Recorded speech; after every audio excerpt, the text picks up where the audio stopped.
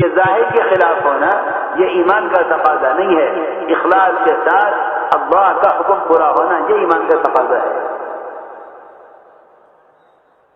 یہ ہے بات.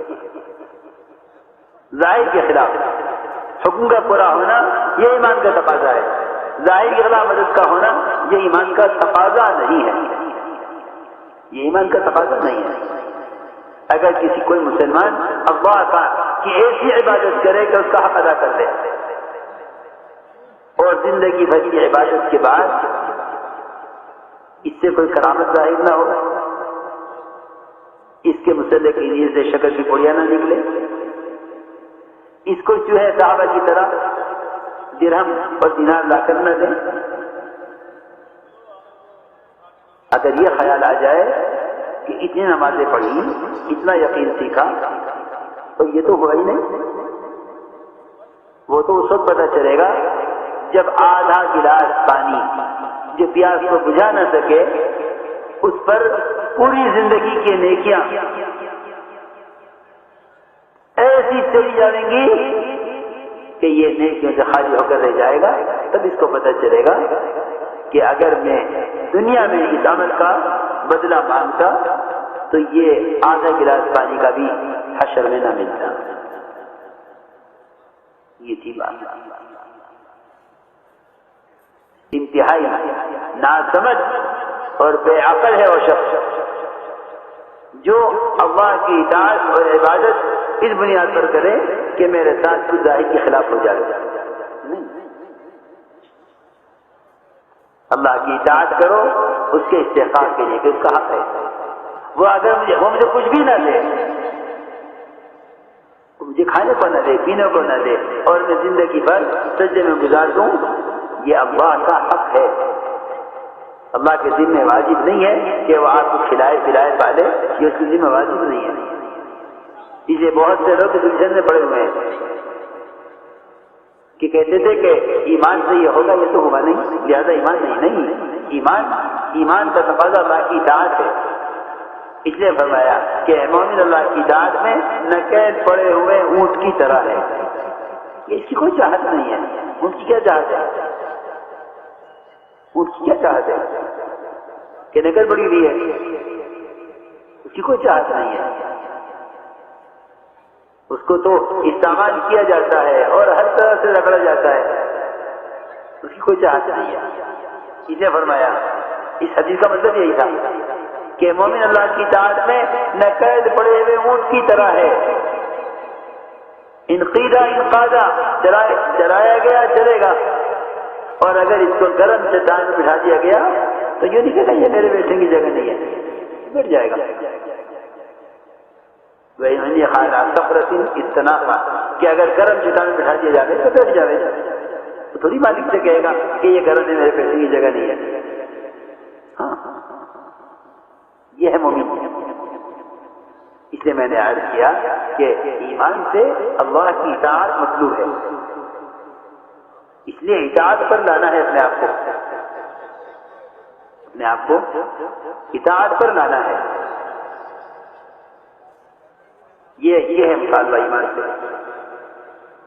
اطاعت پر لانے کا کیا مطلب ہے؟ اطاعت کا مطلب یہ ہے کہ مسلمان کی ظاہری حیثیت سے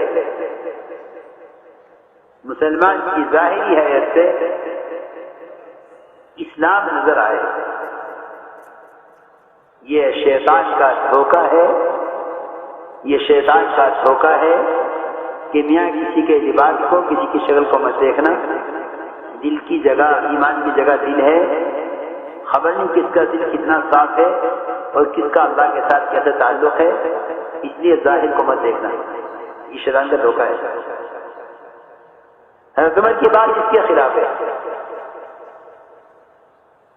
حضرت عمر کی بات اس کے خلاف ہے. حضرت عمر یہ فرماتے ہیں کہ ہم تو معاملہ کریں گے اس کے ظاہر کے اعتبار سے. اس کے دل میں کیا ہے کہ دل کا حال اللہ جانے. ہم دل کا حال نہیں جانتے، ہم معاملہ کریں گے ظاہر کے اعتبار سے. اس لیے اسلام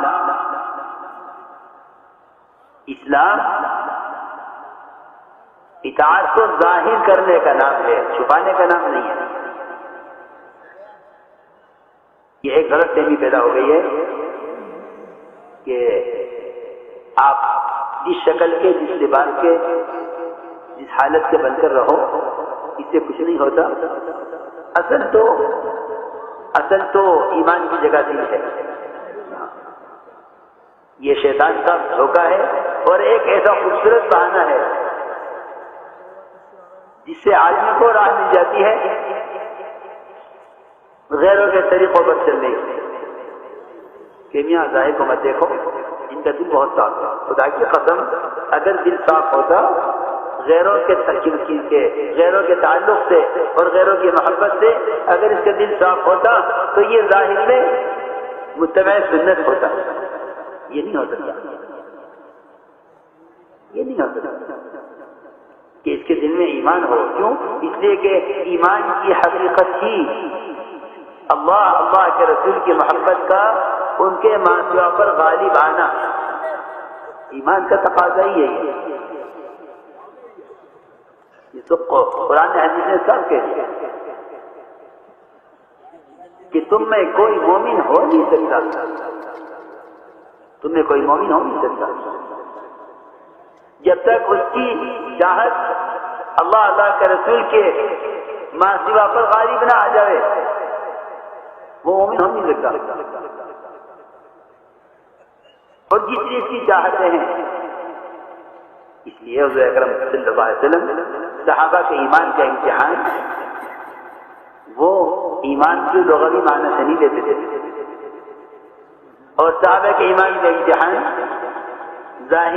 ظاہر کے خلاف حاجتوں کے پورا ہونے سے نہیں لیتے تھے، بلکہ صحابہ کے ایمان کا امتحان اپنے تعلق اور محبت کے اعتبار سے لیتے تھے کہ ہم سے کتنا تعلق ہے۔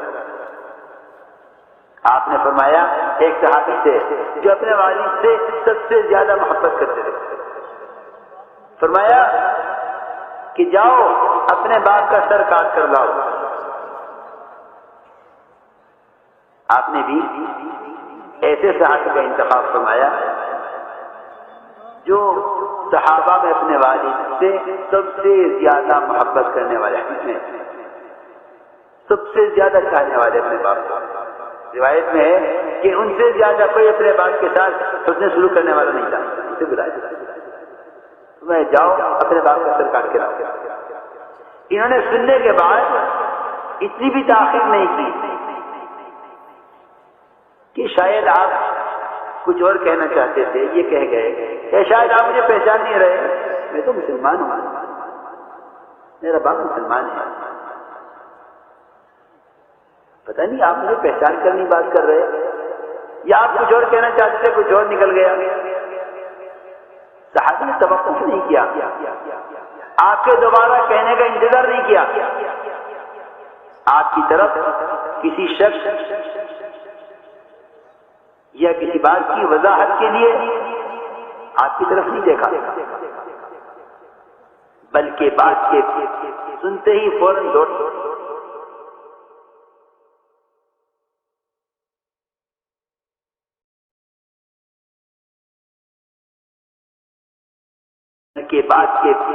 سنتے ہی فوراً دوڑے۔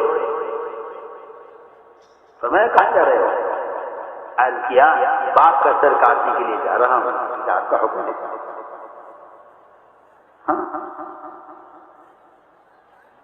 یہ تھا اللہ کے رسول پر جان دینا۔ حضرت ابوبکر سے کہا ان کے بیٹے عبد الرحمن کہ ابا جی کئی موقع ایسے ہوئے جنگ میں کہ آپ میرے سامنے آئے، لیکن میں نے باپ سمجھ کے چھوڑ دیا، اور ابھی تک سامنے رہ میں نے باپ سمجھ کے چھوڑ دیا۔ ابوبکر نے فرمایا بیٹے تم نے باپ سمجھ کے چھوڑ دیا، میں خدا کی قسم کہتا ہوں اگر تم سامنے آ جاتے تو میں تمہیں بیٹا سمجھ کر نہ چھوڑتا۔ آپ کہتے ہیں نہیں رواج کا تقاضا یہ ہے، میرے پڑوسی یہ کہہ رہا ہے، میرے دو صاحب یہ کہہ رہے ہیں، میں کیا کروں؟ بیچ میں عرض کر رہا ہوں کہ اسلام ایمان کا نام نہیں ہے کہ آپ کی آئی ڈی مسلمان کی بنی ہوئی ہے، نہیں، مسلمان بن کے دکھلاؤ. کیوں کہ جب دین کا داعی ہوگا وہ اپنے آپ کو مسلمان کہے گا. کہنے کا مطلب یہ نہیں ہے کہ وہ مسلمانوں کو ثبوت دے گا، بلکہ وہ اتباع سنت سے اپنے آپ کو مسلمان ظاہر کرے گا. یہ ہے پوری آیت کہ جو دعوت اور عمل کو جمع رکھے گا وہ کہے گا اننی من المسلمین. یہ آیت قرآن کے آگے ترجمہ ہے. ہاں اس لیے میں نے وضاحت کر دی ہے کہ یہ ایک بہت بڑا دھوکہ لگا ہوا ہے اچھے پڑھے لکھوں کو. یہ آپ کیا کہہ رہے ہیں کہ ایمان کی جگہ جو دل ہے. آپ اس ظاہر کو مت دیکھیے کہ یہ تو خدا کی قسم ہو ہی نہیں سکتا کہ دل میں ایمان ہو اور اتباع سنت نہ ہو. ممکن ہی نہیں ہے، ممکن ہی نہیں ہے. کیونکہ فرائض صرف اسلام کا نام کہ اسلام صرف فرائض کا نام نہیں ہے. اسلام صرف فرائض کا نام نہیں ہے.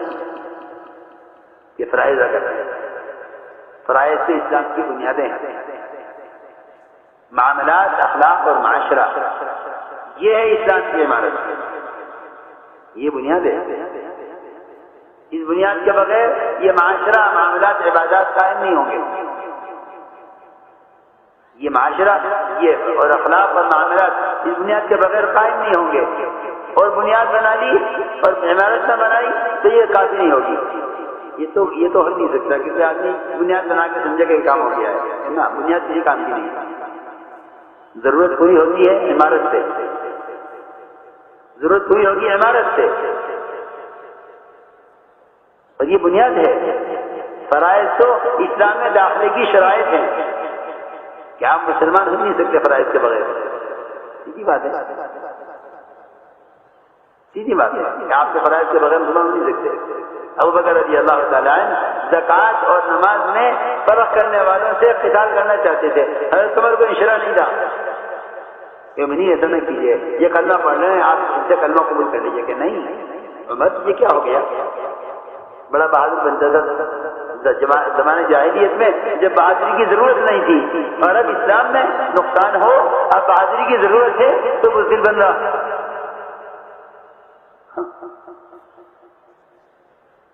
تو میں عرض کر رہا ہوں کہ یہ ایمان کا تقاضا ہے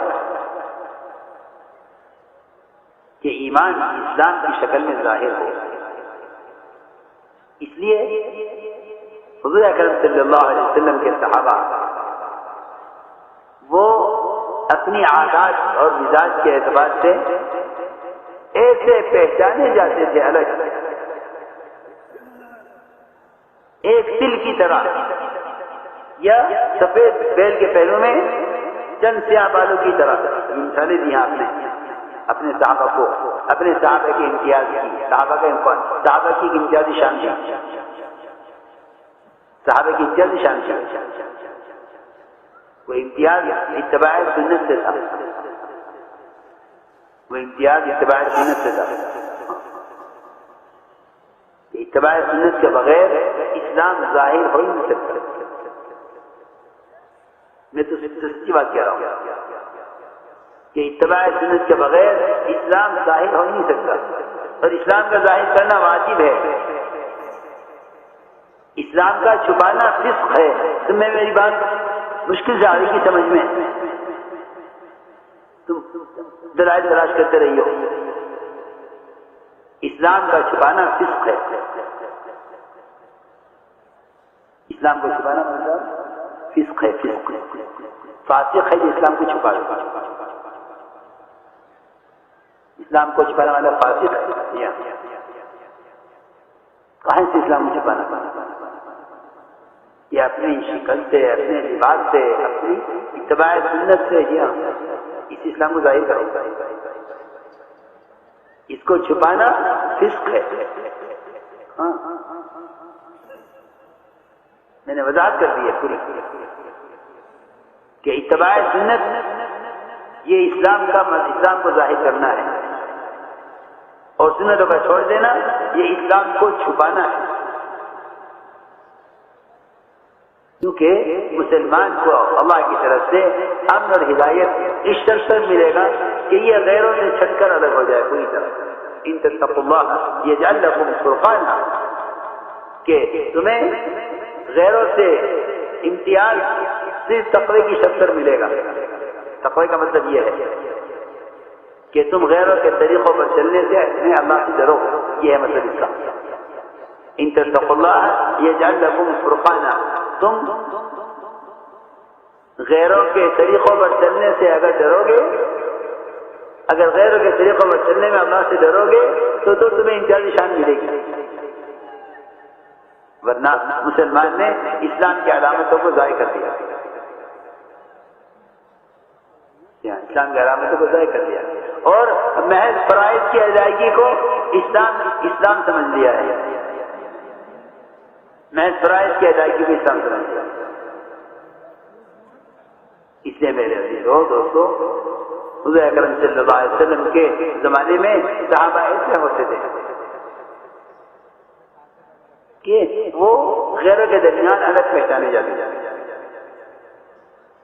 الگ پہچانے جاتے. آپ کے پاس ایک جماعت آئی 7 آدمیوں کی، آپ دیکھتے ہی سمجھ گئے.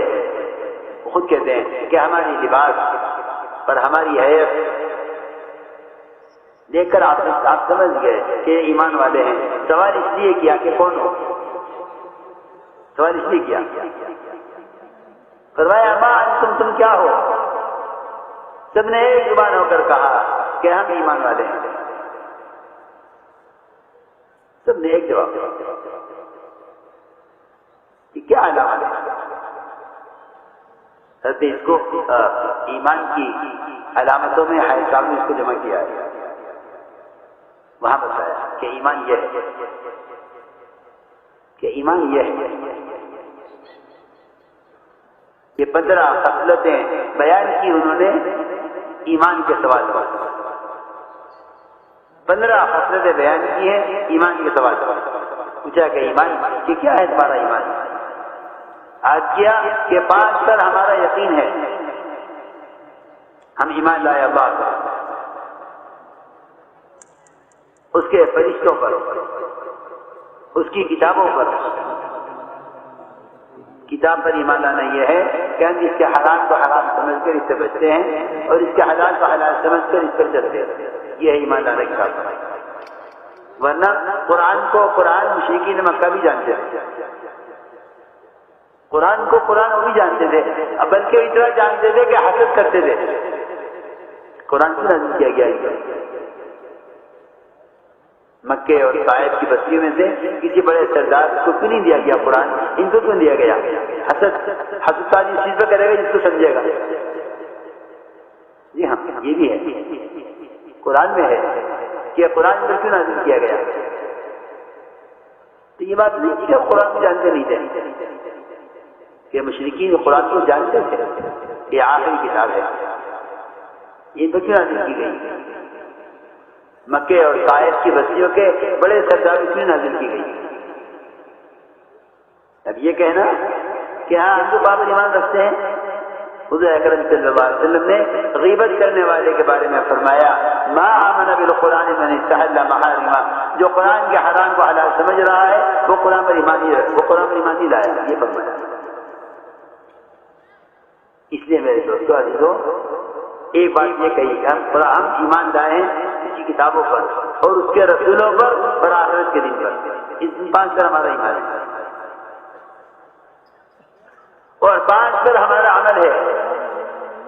پہلی بات یہ ہے کہ ہم گواہی دیتے ہیں کہ اللہ کے سوا کوئی عبادت کے لائق نہیں. ہم اسی گواہی دیتے ہیں کہ اللہ کے سوا کوئی عبادت کے لائق نہیں. اور ہم نماز قائم کرتے ہیں. ہم نماز قائم کرتے ہیں.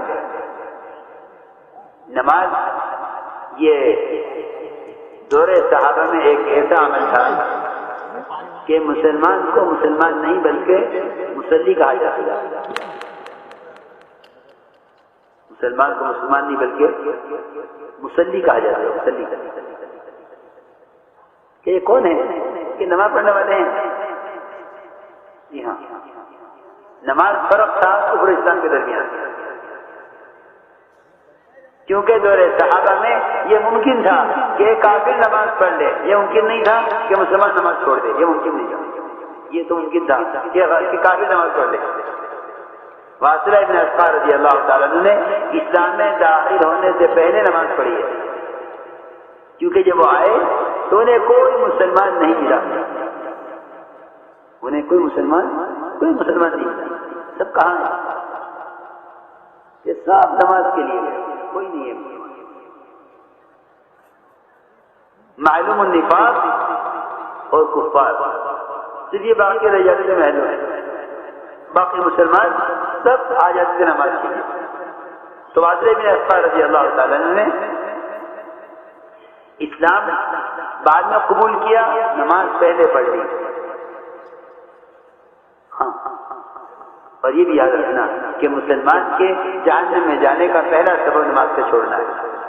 وہاں پوچھیں گے، کفار پوچھیں گے ان سے، تم ہم سے کہتے تھے یہ کلمہ پڑھ لو جنت میں جاؤ گے، تو تم کلمہ پڑھ کے جہنم میں کیوں آ گئے؟ یہ سوال کریں گے کفار مسلمانوں سے جہنم میں، ما سلککم فی سقر، کہ تم جہنم میں کیوں داخل کیے گئے؟ تم تو ہم سے کہتے کلمہ پڑھ لو جنت میں جاؤ گے، تم جہنم میں کیوں آ گئے؟ تم کلمہ پڑھ کے کیوں نہیں گئے جنت میں؟ تو پہلا جواب ہوگا مسلمانوں کا، لم نکن من المصلین، کہ ہم نماز نہیں پڑھا کرتے. یہ ہمارے جہنم میں آنے کا سبب ہوا کہ ہم نماز نہیں پڑھا کرتے. تو ایک بات یہ کہی کہ ہم نماز قائم کرتے ہیں. اس لیے دوستو عزیزوں، سب سے آسان نسخہ اللہ کی اطاعت پر آنے اور دین کو زندگی میں لانے اور اپنے دین میں کمال پیدا کرنے کا سب سے آسان نسخہ یہ ہے کہ اپنی عبادات میں اطمینان پیدا کر لو. خود بخود دین زندگی میں آ جائے گا، خود بخود آ جائے گا. اپنی عبادات میں کمال پیدا کرو، دین خود بخود آ جائے گا. من اقامہا فقد اقام الدین، یہ تو حدیث میں سچا وعدہ ہے، اور قرآن کی آیتیں بھی بے شمار ہیں. قرآن کی آیتیں بے شمار ہیں کہ جو نماز قائم کر لے گا وہ دین کو قائم کر لے گا.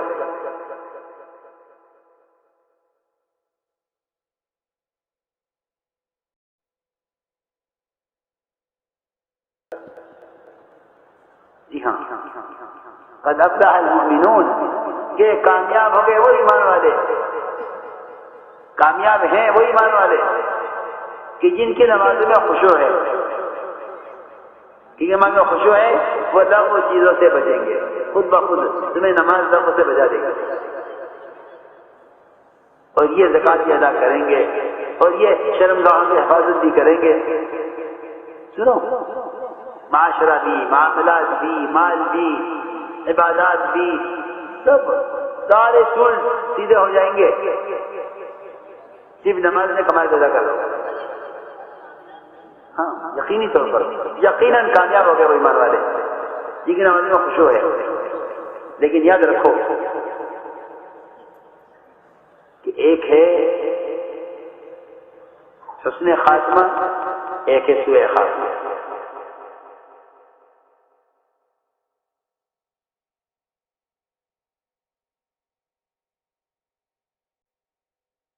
حسن خاتمہ ایک ہے سوء خاتمہ.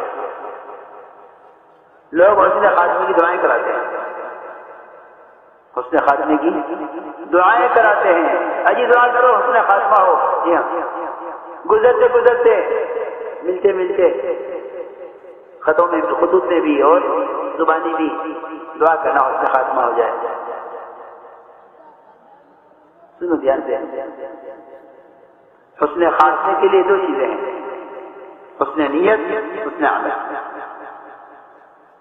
حسن نیت، حسن عمل، یہ دو چیزیں حسن خاتمے کے لیے ہیں. حسن نیت، حسن عمل، یہ دو چیزیں حسن خاتمے کے لیے ہیں. حسن نیت، حسن عمل. اور دونوں کی مثالیں یاد کرتا ہوں.